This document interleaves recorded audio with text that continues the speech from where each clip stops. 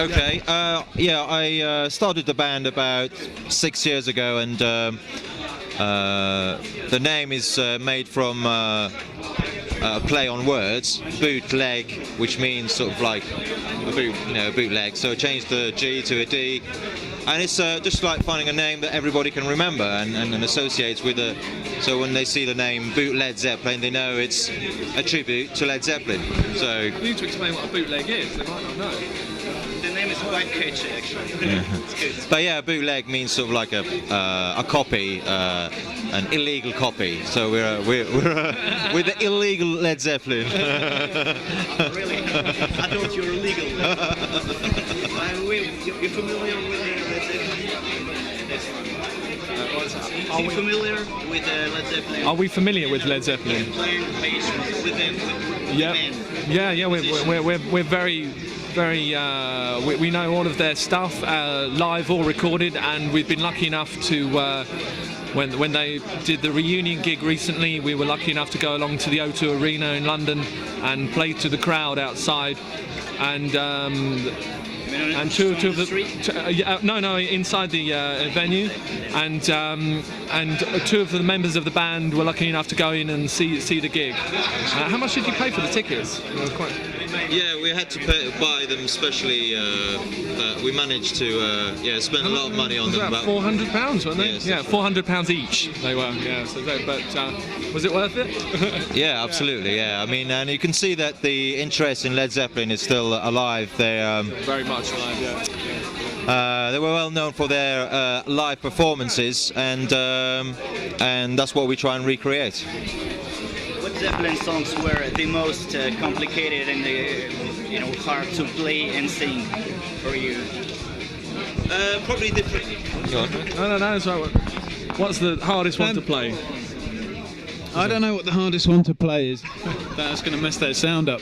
The hardest one to play, I'm not sure. They have Led Zeppelin have very complicated arrangements. So some of their songs are 10 minutes long, and I think the hardest thing is to remember where you are in the song, because sometimes it's very confusing. They do. It's the hardest thing with it. Yeah, they go on for a long time. Some of them. Some of the new ones that we put in the set. We've done our own arrangements actually. Changed them. Yeah, Achilles' Last Stand. We've changed around a little, and we have trouble knowing where we are at any given moment. But we just keeps us on our toes, which is good. Keeps it fresh. Yeah. And what is the most complicated solo by Jimmy Page for you? The most complicated solo.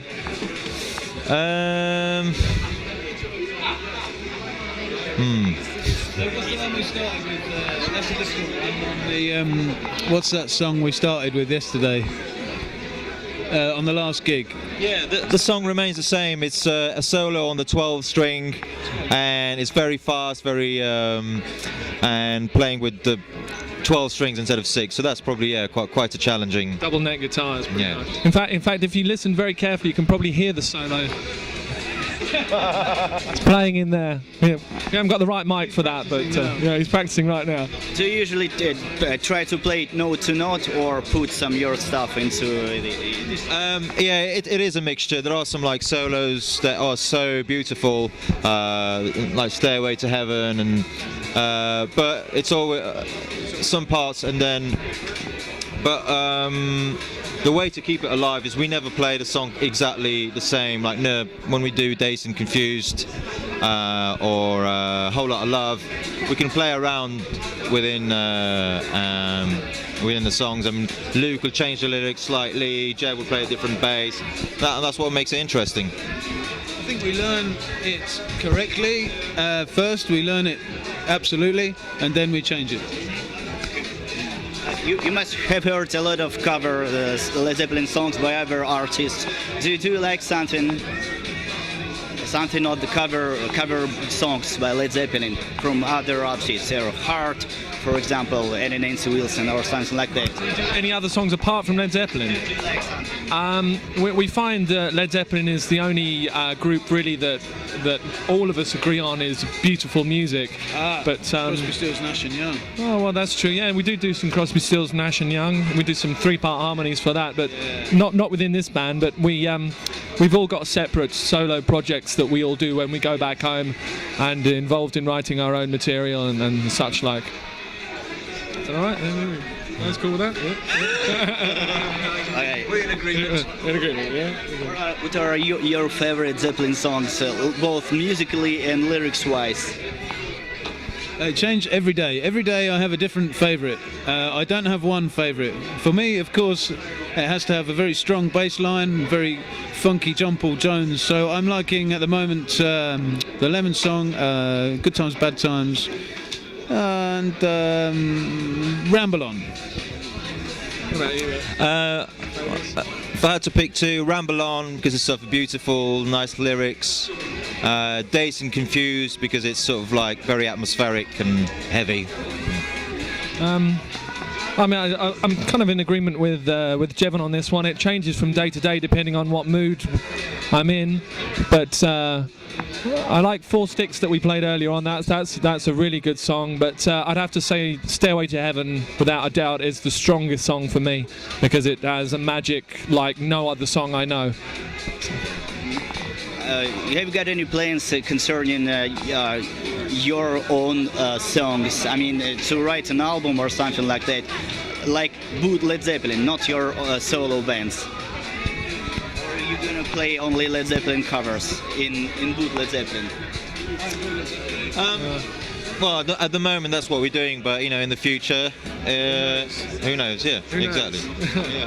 Who knows? We're just going to play Led Zeppelin numbers because Led Zeppelin are fantastic. They've done such a big catalogue. We've still got a long way to go with some Led Zeppelin tunes, you know. I think and they can only, you know, we can only get better. So it's exciting, really. Right now we're really excited about playing Moscow. We've got 2 dates, Monday and Tuesday at the Appleton Club, and you know, we had such a great reaction in St. Petersburg, and we can't wait to see the Muscovites rock out. Yes, well, we'll put it almost like a competition because St. Petersburg, they rocked. They were really good. So we liked very emotional crowd. Very true. In fact, we did have some people crying in the audience. So we'd like to see what the Muscovites can do, and we're very excited to find out. And back home, how often do you usually play gigs? All the time, really. Yeah, sort of about 3-4 times a month. It depends, really. We have like a concentration of gigs. As often as possible, everywhere. And we play acoustic gigs sometimes without the full band, a bit like this. And it's a place called Abingdon, which we go to often, which can be a little bit risky and dangerous because there's been some violence, but it's been all worth it. It's been all worth it. Well, it just came to mind, you know, with the smashing of the glass over the. Yeah, but how can you not forget that? You know, there's someone one of the gigs there was someone trying to stab someone with a pen, and some other gig, some girl smashed a glass over their head. It's because of us that happens? Or? I hope not. No, I don't. It's all very exciting. We love it. Are there any special Zeppelin events, like festivals or something like that, back home or elsewhere? I don't know. You take part in?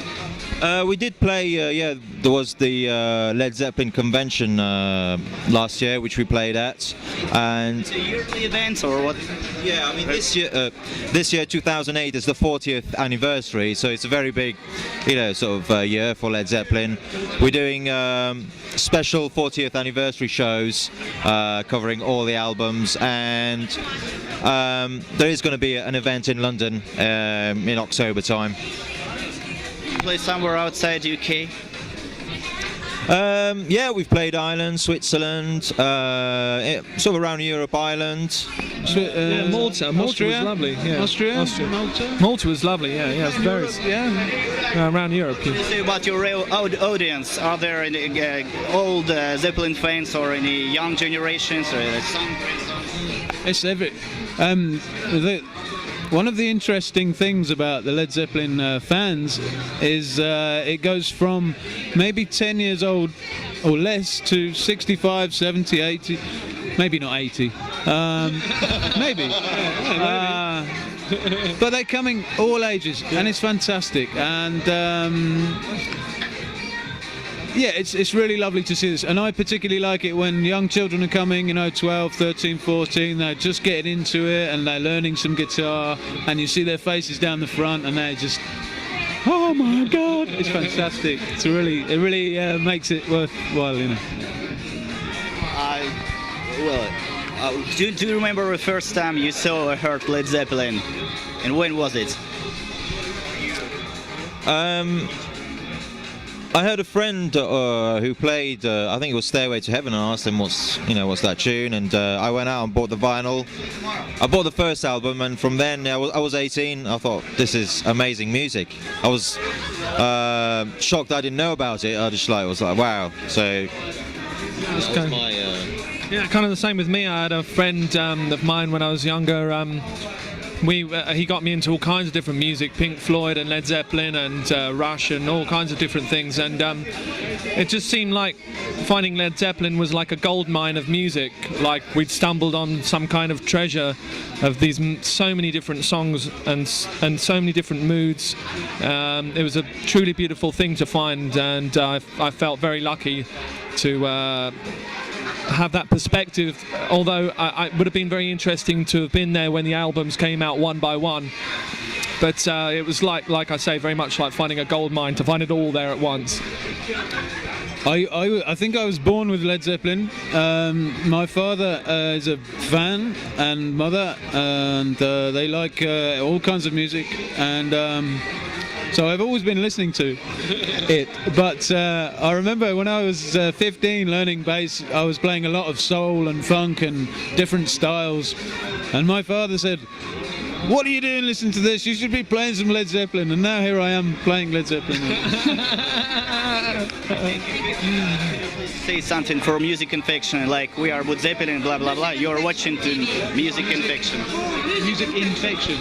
Music Infection. Music Infection. Okay. This is Boot Led Zeppelin for Music Infection, yeah? This is Boot Led Zeppelin for Music Infection, okay? 1, 2, 3. We are Boot Led Zeppelin for Music Infection!